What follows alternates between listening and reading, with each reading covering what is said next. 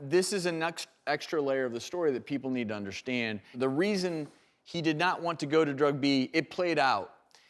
And it took 2 months to get to drug C. And to me, the reason I think this happens is because there's no repercussions for the pharmaceutical.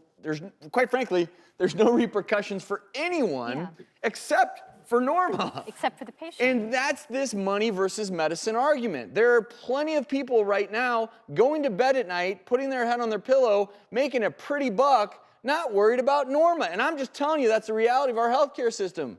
But having said all that, we have to address costs, and I can see scenarios where, a PBM could, in the right circumstance, say, hey guys, this other medicine, just as effective, same side effect profile, same class. When it works correctly, is that what happens?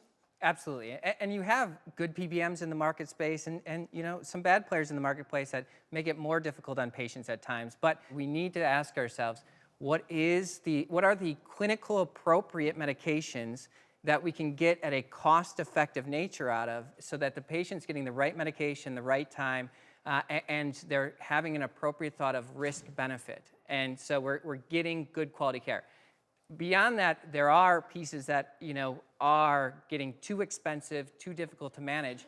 Cancer is a great example of that because any of the options are extremely expensive.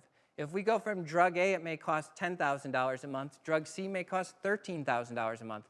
None of which are, cost effective or manageable long term. I think you're raising an outstanding point, is that while PBMs are sometimes made out to be the bad guys in this equation, what we're all not discussing, which is the elephant in the room, is why are pharmaceutical costs as high as they are? Why is this even allowed? Our costs here in this country for the same medications are 5 to 7 times what they are in Canada and Mexico and other countries.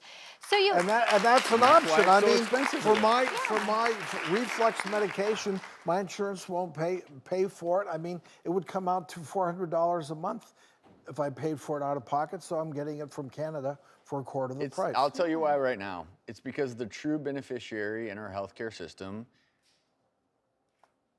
it's stockholders, it's CEOs, it's the truth.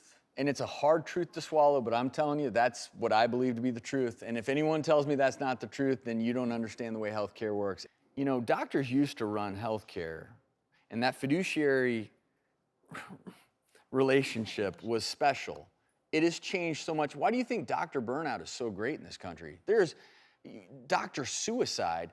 So it's both sides here. And the patients and the doctors are ending up in these scenarios where they can't operate the way they were meant to operate. And look, there are no easy answers here. And I, again, have no problem with people making a really good living being in the healthcare space. But how can we start fixing the system so that this doesn't continue to happen?